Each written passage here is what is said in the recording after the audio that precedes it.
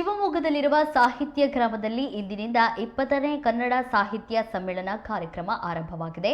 ಈ ಕಾರ್ಯಕ್ರಮಕ್ಕೆ ಕನ್ನಡ ಸಾಹಿತ್ಯ ಪರಿಷತ್ತಿನ ಅಧ್ಯಕ್ಷರಾದ ಡಿ ಮಂಜುನಾಥ್ ಆಗಮಿಸಿದ್ದು ಕಾರ್ಯಕ್ರಮಕ್ಕೆ ಅದ್ದೂರಿಯಾಗಿ ಚಾಲನೆ ನೀಡಿದ್ದಾರೆ. ಇನ್ನು ಕಾರ್ಯಕ್ರಮದಲ್ಲಿ ಪುಟಾಣಿ ಮಕ್ಕಳು ಸಂಗೀತ ಹಾಡುವ ಮೂಲಕ ಕಾರ್ಯಕ್ರಮಕ್ಕೆ ಇಂಪು ನೀಡಿದ್ದಾರೆ. ಇನ್ನು ಕಾರ್ಯಕ್ರಮಕ್ಕೆ ಮಾಜಿ ಸಚಿವ ಕೆಎಸ್ ಈಶ್ವರಪ್ಪ ಸೇರಿ ಅನೇಕ ರಾಜಕಾರಣಿಗಳು ಭಾಗಿಯಾಗಿದ್ದಾರೆ. ಇನ್ನು ಈ ಕಾರ್ಯಕ್ರಮ ನಾಳೆಯೂ ನಡೆಯಲಿದ್ದು ಕನ್ನಡ ಇಂಪು ಪಸರಿಸಲಿದೆ.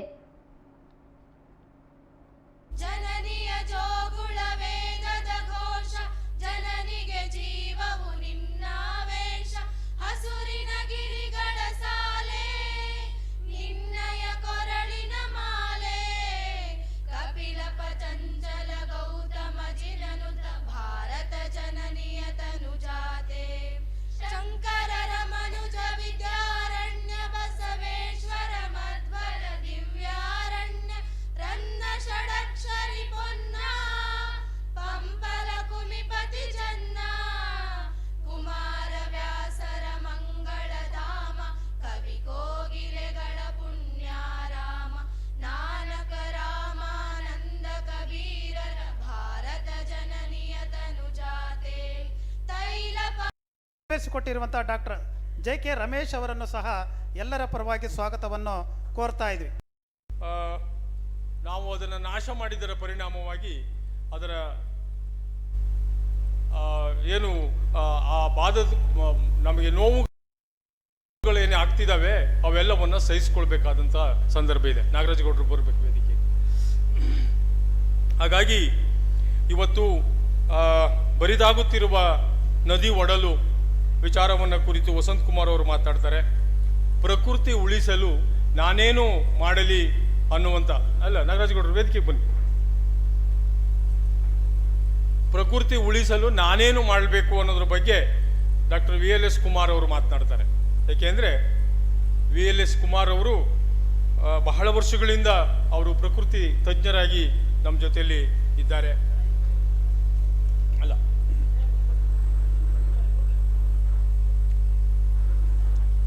ಆ ನಂತರ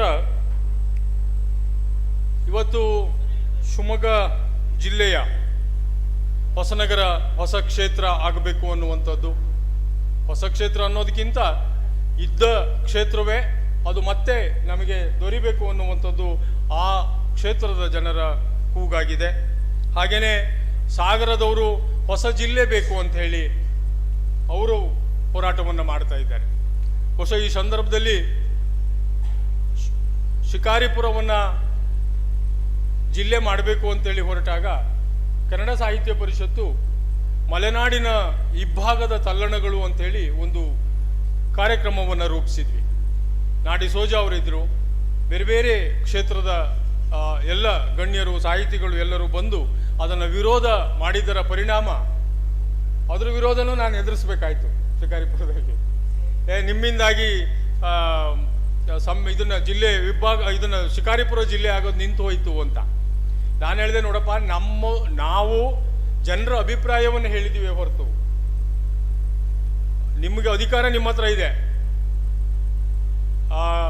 ಹಸಿರು ಇಂಕಿನ ಪೆನ್ನು ನಿಮ್ಮ ಹತ್ರ ಇದೆ, ನೀವು ಮಾಡ್ಕೊಂಡಿದ್ರೆ ನಾವೇನು ಮಾಡೋಕ್ಕಾಗ್ತಿರ್ಲಿಲ್ಲ. ಆದರೆ ನಮ್ಮ ಜಿಲ್ಲೆಯ ಜನರ ಕೂಗನ್ನು ನಿಮಗೆ ತಲುಪಿಸಿದ್ದೇವೆ. ಹಾಗೆ ಇವತ್ತು ಹೊಸ ಜಿಲ್ಲೆಯ ಮತ್ತೊಂದು ಕೂಗೆದ್ದಿದೆ. ಇದು ಮಲೆನಾಡ ಒಡಲ ಚಿಂತೆಯಾಗಿದೆ. ಈ ಚಿಂತೆಯನ್ನು ಕುರಿತು ಕೂಡ ಇವತ್ತು ಚರ್ಚೆ ಆಗ್ತಾ ಇದೆ. ಹಾಗೆಯೇ ಕನ್ನಡ ಸಾಹಿತ್ಯ ಪರಿಷತ್ತು ಎದುರಿನ ಸವಾಲುಗಳು, ಈ ವಿಚಾರ ಬಹಳ ಗಂಭೀರವಾಗಿ ನಾವೆಲ್ಲರೂ ಕೂಡ ಚಿಂತನೆ ಮಾಡಬೇಕಾಗಿದೆ. ಹಾಗಾಗಿ ಇವತ್ತಿನ ಇಡೀ ಗೋಷ್ಠಿಗಳಲ್ಲಿ ತಾವೆಲ್ಲರೂ ಇರಬೇಕು ಅನ್ನುವಂಥದ್ದು ನನ್ನ ವಿನಂತಿ. ಈಗಾಗಲೇ ಬೆಂಗಳೂರು ನಗರ ಜಿಲ್ಲೆಯ ಅಧ್ಯಕ್ಷರಾದಂಥ ಎಂ ಪ್ರಕಾಶ್ ಮೂರ್ತಿ ಅವರು ನಮ್ಮ ಜೊತೆಲಿ ಇದ್ದಾರೆ. ಉತ್ತರ ತಂದು ಏನು ಜ್ಞಾನ ಇದ್ದರೂ ಮಾತ್ರ ಇಂಗ್ಲೀಷ್ನೇ ಮಾತಾಡ್ತಾರೆ ಅನ್ನೋದು ಅದು ಮೂರ್ಖತನ. ಯಾವತ್ತೂ ಸ್ಪಷ್ಟವಾಗಿ ಏನು ಬಾಳೆಹಣ್ಣು ಏನು ಸುಳಿದು ತಿನ್ನೋ ರೀತಿಯಲ್ಲಿ ಇರೋಂಥ ಭಾಷೆ ಇವತ್ತು ನಮ್ಮ ಕನ್ನಡ ಭಾಷೆ. ಇಂಥ ಕನ್ನಡ ಭಾಷೆಗೆ ನಾವು ಯಾವತ್ತೂ ಗೌರವ ಕೊಡಲ್ಲ. ನಮಗೆ ಬೇರೆ ಭಾಷೆ ಕಲೀಲಿಕ್ಕೆ ನಮಗೇನು ತೊಂದರೆ ಇಲ್ಲ. ನಾವೆಲ್ಲ ವಿದ್ಯಾಭ್ಯಾಸ ಮಾಡ್ಬೇಕಾದ್ರೆ ಇಂಗ್ಲೀಷ್ ಆಗಿರ್ಬೋದು, ಹಿಂದಿ ಆಗಿರ್ಬೋದು, ಎಲ್ಲದೂ ಸಹಿತ ನಾವು ಕಲಿತು ಓದೋಂಥ ಸಂದರ್ಭದಲ್ಲಿ ನಾವು ಓದಿರ್ತೀವಿ. ಆದರೆ ಕರ್ನಾಟಕದಲ್ಲಿ ನಮ್ಮ ಇವತ್ತು ಕರ್ನಾಟಕದಲ್ಲಿ ನಮ್ಮ ಭಾಷೆಗೆ ಫಸ್ಟ್ ನಾವು ಬೆಲೆ ಕೊಡಬೇಕು.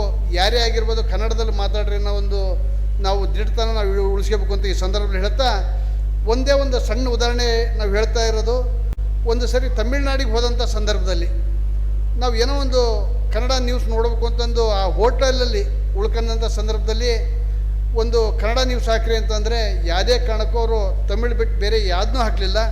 ಆಮೇಲೆ ತಮಿಳ್ನಾಡಿಗೆ ಹೋದಂಥ ಸಂದರ್ಭದಲ್ಲಿ ಯಾವುದೇ ಒಂದು ಮೈಲಿಗಲ್ಲುಗಳು ನೋಡ್ರಿ, ಬರೀ ಇಂಗ್ಲೀಷು ಇರಲ್ಲ, ಕನ್ನಡನೂ ಇರಲ್ಲ, ಬರೀ ತಮಿಳು ಬಿಟ್ಟರೆ ಬೇರೆ ಭಾಷೆ ಇದು ಮಾಡಲ್ಲ.